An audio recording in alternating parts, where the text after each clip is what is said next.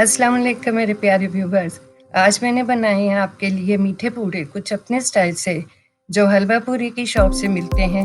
मौसम अच्छा हो, बारिश हो रही हो तो ये ज़रूर बनाएं। बहुत ही मज़ा आता है गर्मा गर्म चाय के साथ, तो इसको ज़रूर ट्राई करें। मेरी वीडियो पसंद आए तो इसको शेयर करें, लाइक करें, सब्सक्राइब करें और बेल आइकॉन को ज़रूर प्रेस करें। बहुत बहुत शुक्रिया। इंशाल्लाह मिलती हूँ फिर किसी नई रेसिपी के साथ। दुआओं में याद रखें और बहुत सारी दुआओं के साथ अल्लाह ताला आपको खुश रखे, आबाद रखे और आपके दस्तरखान हरे भरे और आबाद रहें। अल्लाह हाफिज़। Love you viewers.